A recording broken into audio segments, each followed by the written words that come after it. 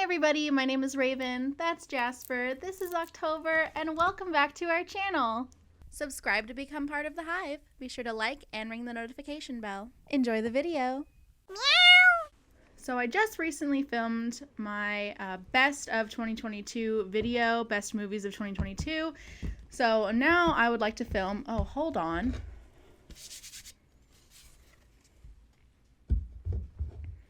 So I just filmed my best movies of 2022 video, and it was pretty long. I talked about a lot of movies. I meant to only talk about 20, and I talked about 30 just because there were so many good movies that came out this year.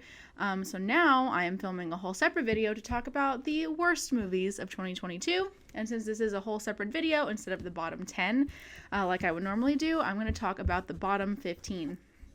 Now I saw 81 movies this year. And they are ranked from the first one being the best I saw this year to all the way to 81 being the worst that I saw this year. Last year, 2022, I mean. On my list, we're actually going to talk about numbers 67 through 81, but I'll refer to them as 15 to 1 just to make it easy. So from 15 to 1, 1 being the worst movie that I saw of 2022. And when I'm referring to the list, I'm referring to my ranked list on Letterboxd. I will link that down below if you're interested in seeing how I ranked every movie, every new film I saw in 2022. Check out my Letterboxd. It's all nice and ranked there for you. So let's just get right into it. At number 15, I have Jurassic World Dominion. I wanted to show them something that wasn't an illusion.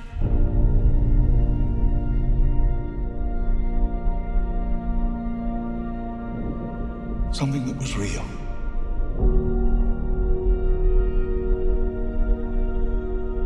Something that they could see and touch. Now, my main problem with Jurassic World Dominion is that there's not a whole lot of dinosaurs. And when I'm watching a Jurassic World film, I'm watching it for the dinosaurs. And there was not enough in it. It was mostly about locusts, which was boring. All the scenes that didn't have dinosaurs, which is most scenes, were pretty boring. Or sometimes there would just be like one dinosaur not really doing anything. They shoved all the Jurassic Park / Jurassic World characters into this movie. It was just a lot of characters, and the scenes amongst them were not very interesting. The best character was Jeff Goldblum. It always has been. He's the only one who ever says anything funny in the movie, so he's the comic relief, but that comes very few and far between, the scenes in which he does get to be funny. And then the rest, like I said, just not a whole lot of dinosaur content. I was extremely bored throughout a lot of the film. Don't recommend. And I actually really liked the first Jurassic World movie. And the second one I didn't mind that much. I know a lot of people had issue with it because it felt like two separate movies shoved into one. But I thought each of those separate movies wasn't actually that bad. So I didn't mind it. I kind of liked it, I guess. And then this one just is bad. The first of the Jurassic World series that I thought is bad. And I know they're probably going to make more. And each one will probably get worse and worse. But I'll still watch them and let you know what I think. At number 14... I have Doctor Strange, Multiverse of Madness. Every night, I dream the same dream. And then...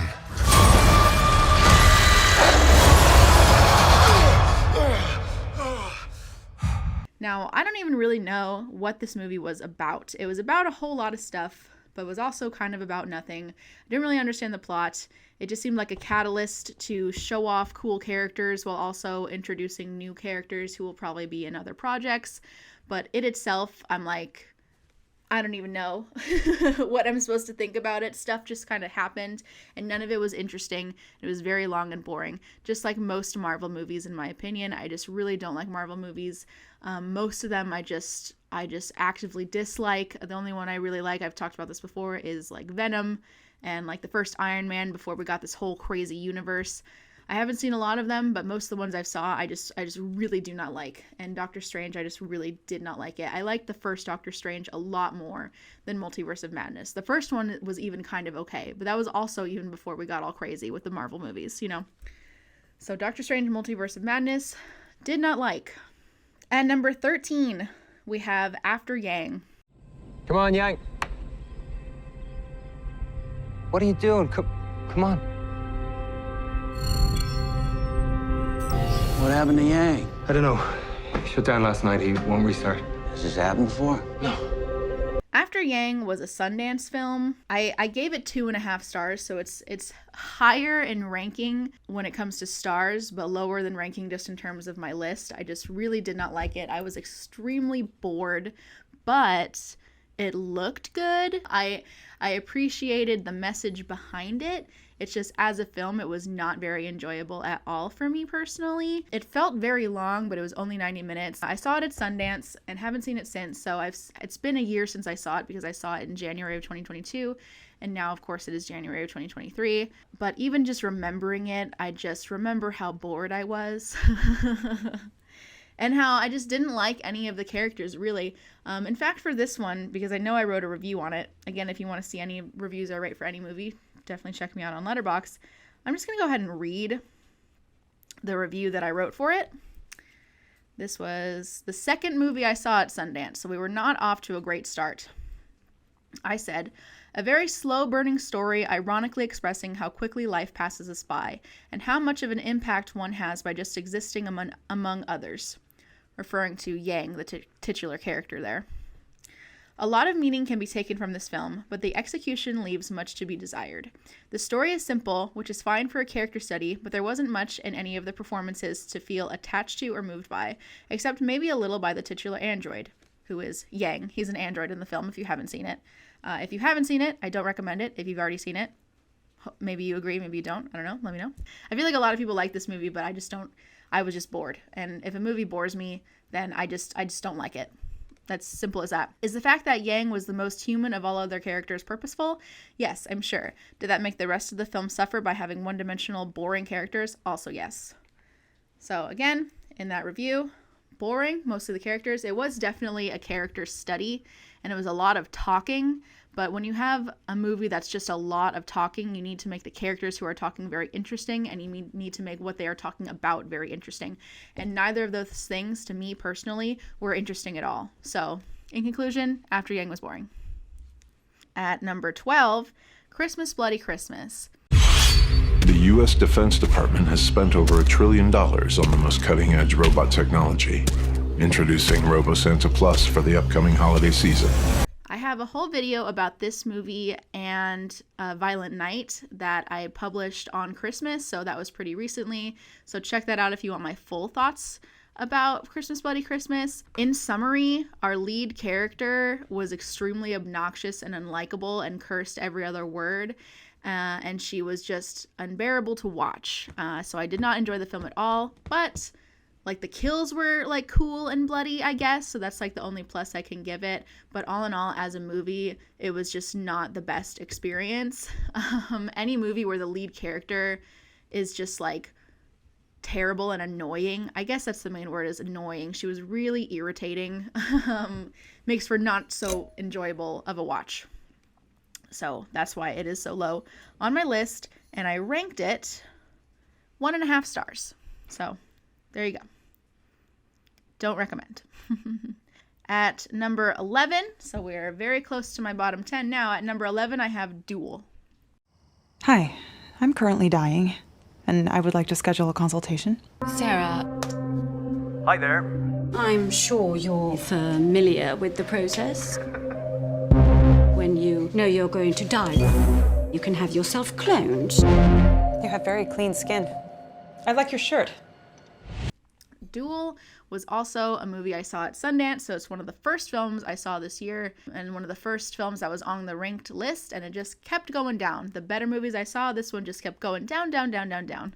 Obviously not the worst I saw, but definitely among the worst. Again, also because it was kind of boring. Not just boring, it was extremely dreary, which isn't always a bad thing with movies. Like, not every movie is a happy, funny movie, obviously, but as dreary as it was, it just made it not like enjoyable in any respect for me. The best part about it was the concept, but execution, characters, dialogue, everything else on top of the concept, I just did not like at all. I just didn't. And it could partially be because it doesn't really have a happy ending and because it wasn't meant to be happy in general.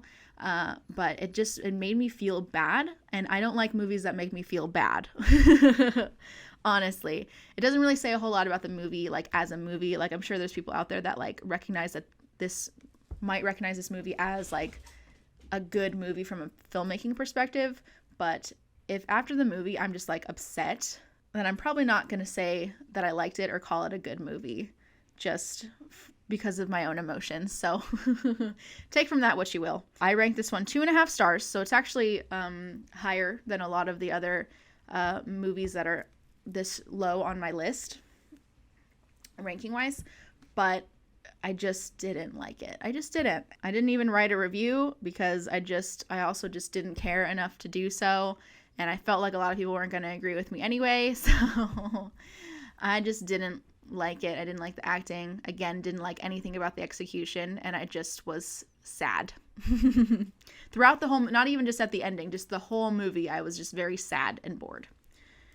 So that's Duel. Number 10. So here we are at my bottom 10 films of the year. At number 10, we have Lightyear. A year of work for a 4-minute flight. Isn't that something? We're all ready if you are, sir. Well, let's go find out if this... We got a breach in the perimeter. Thank you. Now, I mentioned this movie in my summer catch-up, and I believe I read what I wrote about it on Letterboxd. So if you haven't seen that video, watch it. If you don't want to, that's fine. I'm just going to read it to you again because I think I said it best after I reviewed it, which was right after I saw it, which was way back in June. So here's what I wrote. If you've already watched my other movie, you can skip this part. I'm just going to say the same thing because I have nothing better to say than what I wrote. I have a really hard time believing this was Andy's favorite movie. In the beginning, I guess I should say, if you haven't seen this movie, which I don't recommend it, so don't if you haven't. In the beginning, it said that Andy, who's, of course, the main kid in Toy Story, who all the toys belong to Andy, watched a movie and then got a toy for his birthday of that, like, from that movie. So the Buzz Lightyear toy, they're saying, is a character from the movie that he watched that launched a toy line, and he loved the movie, and so he wanted the toy, you know? That's what they're saying. So this movie, Lightyear, is supposedly the movie that Andy watched and loved, and that's why he got that toy for his birthday. I have a really hard time believing this was Andy's favorite movie or that it would have spawned a popular toy line because it was just so painfully uninteresting. Very little action to keep someone, a child especially, engaged the whole time, especially someone so young who likely wouldn't care about the basic just be yourself and it's okay to fail storyline and would just want to see cool space stuff and robot battles, of which there were not many. There was like 2 that I can remember. And for like a kids movie, I would expect a lot more like action, but there wasn't. It was mainly a character study. And for like a kids animated movie, it's kind of weird that they went that route. I respect that they tried to do something different, but it was just kind of like strange and like didn't work for me. It made it uninteresting. It made it boring. I'm probably going to say that about like most, if not all, the movies that were in my bottom like 15 is that I was just bored. I've said it once, I'll say it again. The worst thing a movie can be is boring. All the movies below on my list are boring. You know, they don't get that low for being interesting. I give props to the studio for trying to make the story unique by being somewhat nonlinear and small scale in terms of mainly focusing on the characters instead of the action. I just wish they did it in a way that wasn't so boring. I did like Socks though. Socks is the comic relief cat character. And yeah, I gave that one 1.5 stars. Exactly what I said. It's boring. It focuses too much on the characters, and the characters themselves, in my opinion, were not very interesting, at least not interesting enough to carry the whole movie without some sort of other like interesting plot. And there was a little bit of a plot. There was some like interesting time travel stuff. It's just there wasn't enough of it and it didn't really keep my attention. Yeah, Lightyear was not good. At number 9, we have Pinocchio. Ladies and gentlemen, I present to you the 8th wonder of the world. The one and only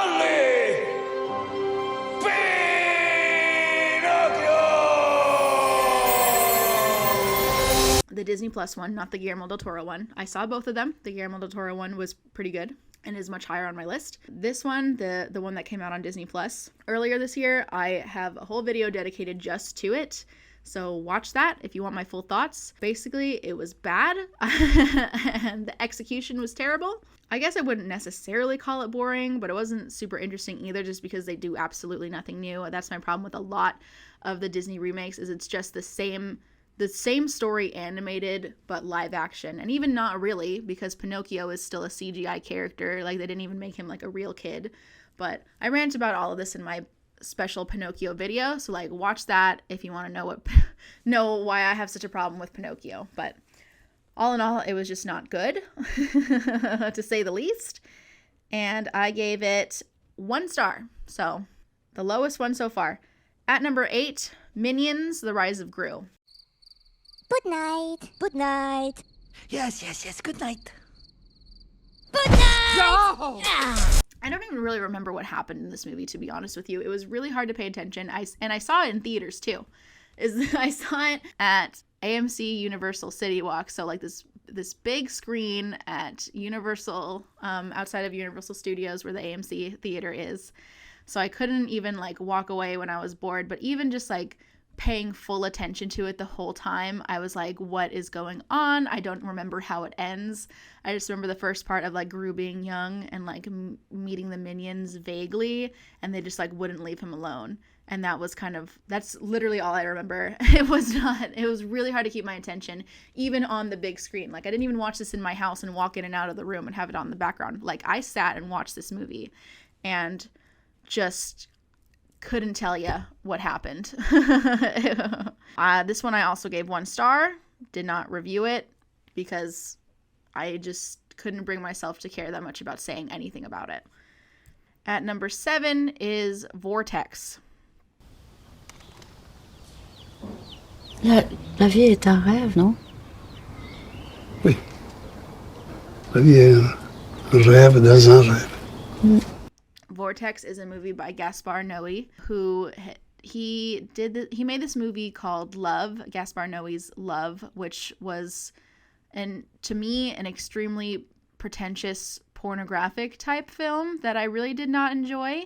But he also made this famous disturbing movie called Irreversible or Irreversible that has this like horrible sexual assault scene that I watched and then turned the movie off. And he also made this movie called Climax, which I actually enjoyed, but it was also quite disturbing in a lot of ways, and a lot of like bad things happen. So he's this kind of like provocateur, I guess you could say, and I don't like any of his movies. I mean, Climax was okay. Climax was like the best of what I had seen, and I haven't seen all of his movies, but from what I have seen and what I know of his style from the movies that I've seen, I just don't like it. A lot of directors who are like provocateurs and always try to put like, you know, disturbing, intense, sometimes violent, sometimes like questionable things on screen in an effort to be like real and gritty. I just don't like it, and it makes me very uncomfortable, regardless of whether or not the movie itself is actually good. I saw this movie, Vortex. I saw it with my boyfriend, and he loved it. He was amazed. He thought it was incredible. Me, I thought it was very long. It's not even that long, but it felt like it was like 3 hours. And it was horribly sad and dreary. It's basically about this old couple, and it's like split screen the whole time of what different characters are doing. And sometimes it comes together and sometimes they're in different areas. But it centers around this older couple, and the woman is like in the early stages of dementia. So her mind is starting to go. She's forgetting things. She's doing harmful things to herself and her husband, who is kind of in denial. And their son, who has his own problems. He's like a former addict, but also kind of still in addiction, and has his own kid he has to deal with. Is like trying to help them and wants to put them in a home, but they're refusing. And a lot of just bad, dreary things happen. The husband dies, and then the wife like needs a care assistant who she can't even remember from day to day anymore, and she decides she doesn't want to go in a home and be a burden to everybody, so she kills herself.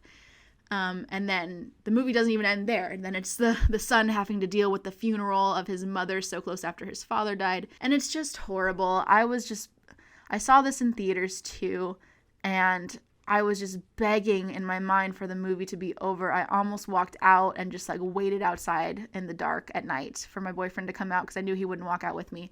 I was begging for it to be over because I was so miserable watching this movie. And, you know, maybe that's a plus. Maybe that's what Gaspar Noé wanted. Maybe that's a sign of a really great filmmaker who can make me feel so intensely. But it was a horrible feeling to have. I will never watch this movie again. And I just hated the entire experience and therefore did not like the movie. And that's why it is so low on my list. I don't know if I said this already. I gave that one 2 stars. Which, just because it was well made, but made me feel terrible. So I couldn't give it, you know, 1 star or a half star because that really wouldn't have been fair. I do still try to be fair in my ratings, but, you know, my personal feelings just overpowered anything beyond giving it 2 stars. So there you go. So at number 6, we have Choose or Die. Congratulations. You are worthy. And remember, reality is cursed.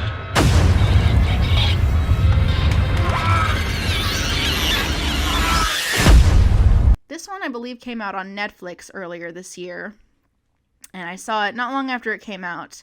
I gave it 1.5 stars. I don't even really know what to say about it. It's a horror movie. It stars Asa Butterfield and someone else, and I just like Asa Butterfield, so that's why I watched it, because he was in it.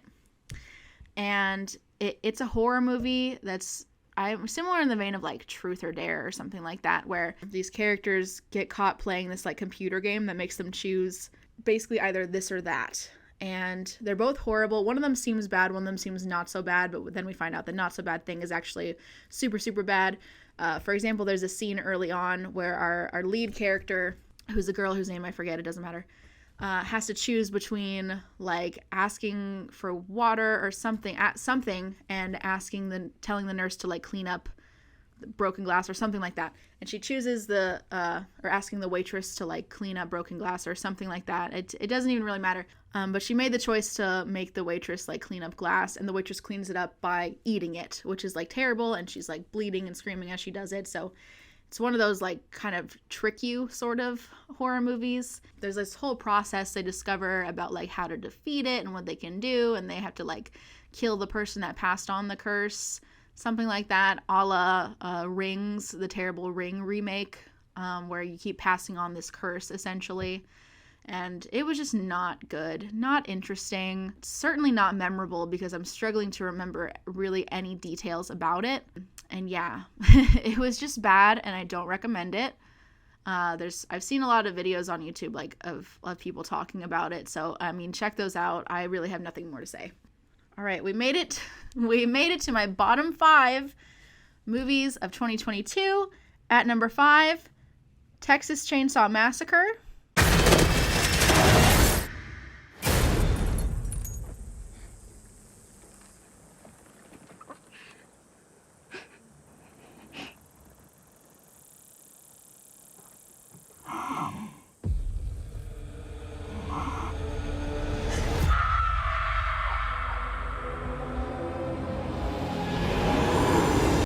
This is a 2022, obviously, remake / reboot. Really, it's a remake, though, because they completely, like, change up the lore of Leatherface. So, it's not, like, a sequel in any way, because if it were, Leatherface would be a lot older, and he'd have a different family. So they really just, like, put Leatherface into a different family and a different situation with kids.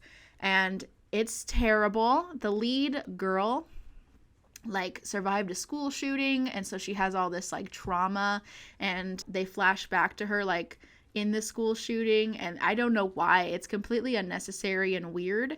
And then, you know, she has to survive like her friends getting like horribly murdered by Leatherface. They like basically move to this like little Texas town, and they're like influencers, and they're gonna buy the town or like buy a building in the town and like create something. Basically, they're just trying to like redo, or like, as the description says, pump life into a Texas ghost town, and they're gonna like buy a building and like build stuff there. Again, doesn't matter because it's just a catalyst for murder from Leatherface. So like the plot and the reason why these random kids are in this like Texas ghost town does not matter. And so the lead character and her sister and her friends are the influencers, and she's just kind of along for the ride, and she's like been through a lot.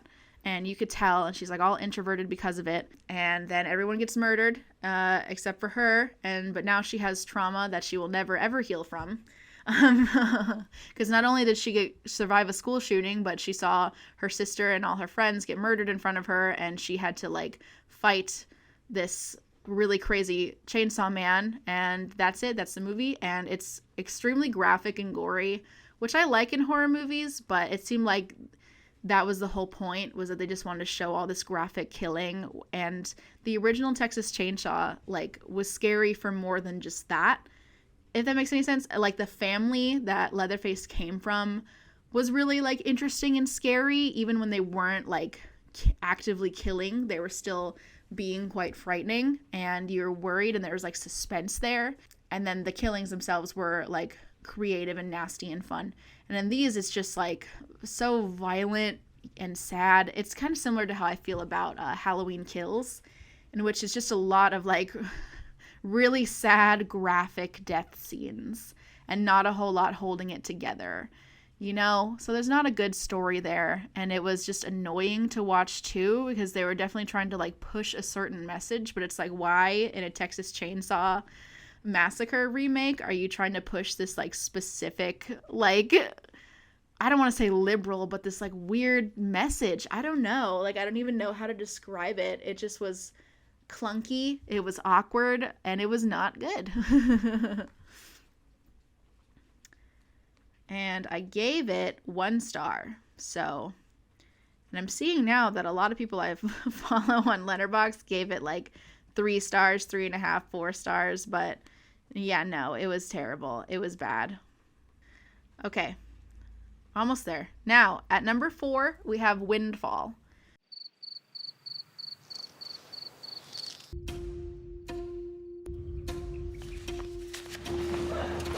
I forgot how gorgeous this place is.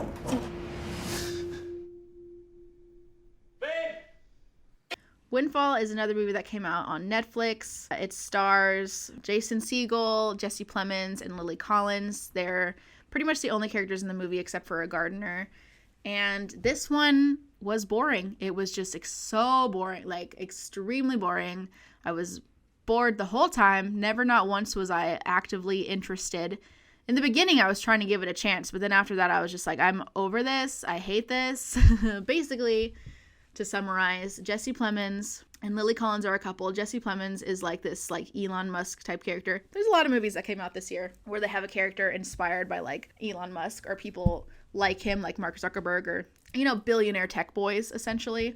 And so Jesse Plemons is that type of character, and he and his wife Lily Collins are like going to their like vacation house where Jason Segel is there trying to rob them and didn't expect them to show up at the house. And so basically he like holds them hostage for like 2 days until Jesse Plemons is able to get a certain amount of money like delivered to them, because like he didn't just like bring tons of cash with him. He thought he was going on vacation.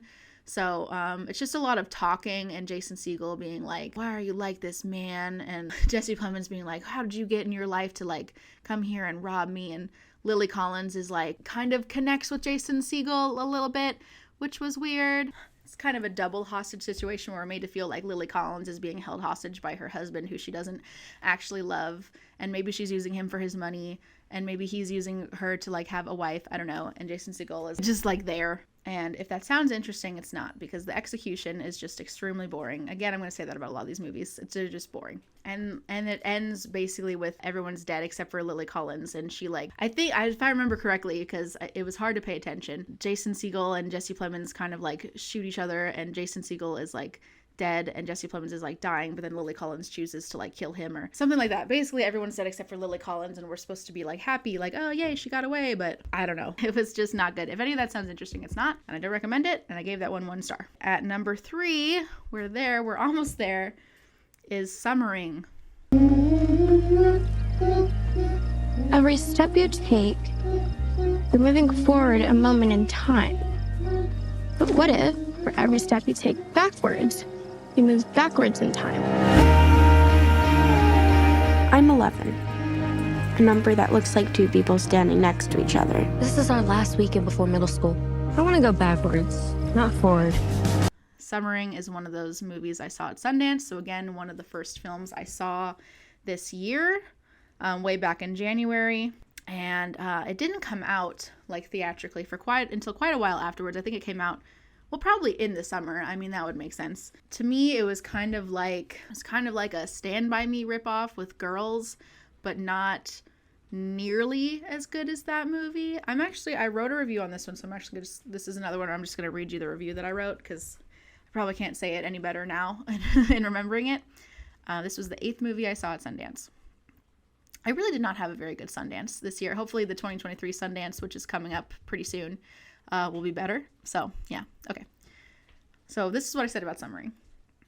On a character level, I guess it's a somewhat accurate depiction of what it's like to be a preteen suburban girl. But on a story level, it's pretty boring despite an interesting, albeit unoriginal, premise.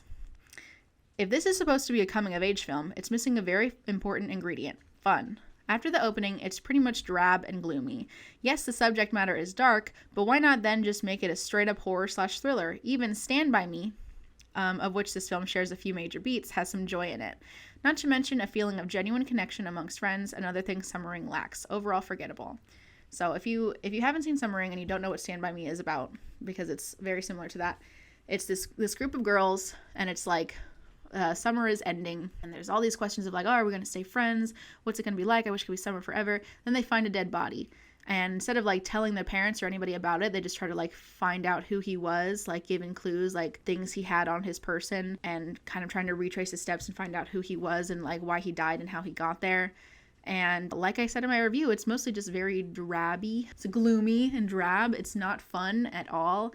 And I do get the sense that it is supposed to be a coming of age. I mean, the trailer suggests that, but I feel like there's no real like maturing there, other than like how mature you can get from discovering a dead body when you're like a 12, 13-year-old girl. The friendships don't seem that great either. I mean, it's really just all about them and this dead body, and that sounds interesting, but it's not. I really don't remember too much about it because it was actually quite forgettable. That's another thing, like, for me, a movie is bad when, like, I'm thinking upon it and I just, like, can't think of, like, any parts that I liked or even strongly disliked, but it was just kind of like, I watched it and then it left my brain because it wasn't important enough to stay there. So that's how I feel about Summer Ring. Oh, we're almost to the end. At number 2... second worst movie of 2022, in my opinion, is Something in the Dirt. We're going to try to prove the supernatural.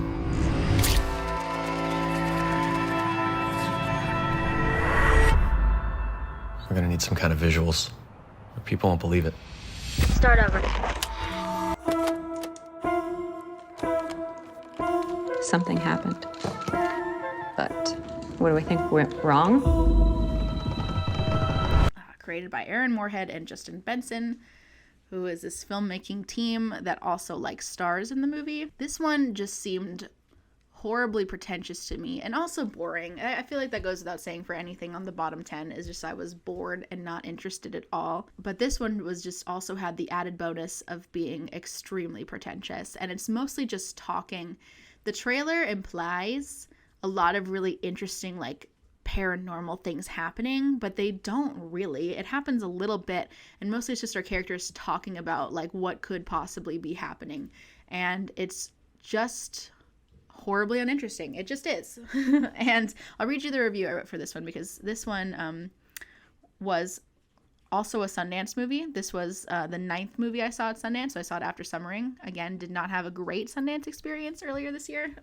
And I usually, when I see films at a festival, I do write about them.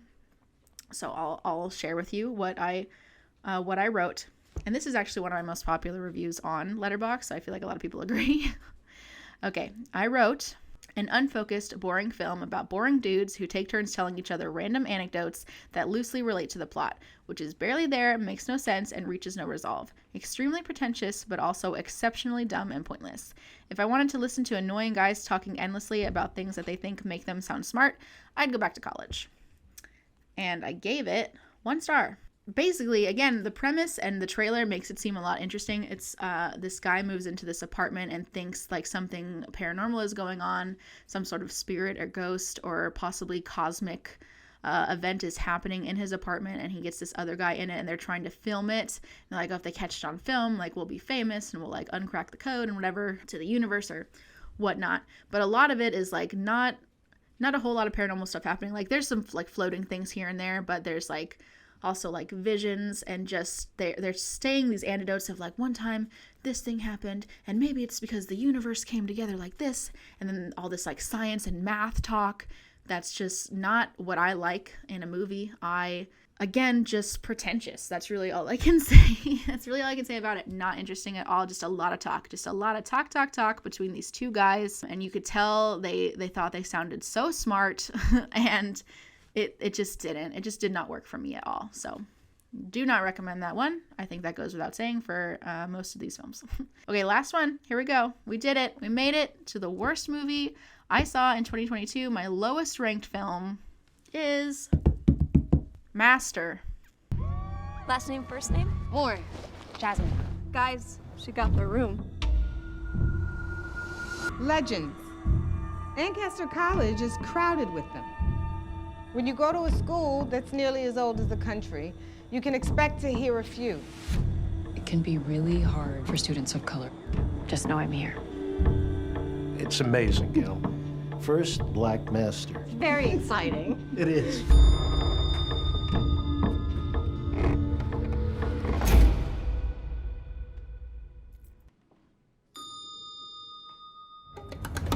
Now, I'm sure a lot of you haven't heard about this one. It was a Sundance movie, and then it like quietly came out on, I think, Hulu. Can't be too sure, but not until like a while later. And I don't know if there was like a whole lot of like advertising for it. Maybe it was Amazon Prime. See, I don't even know because I didn't watch it again, because why would I? Because I really did not like it.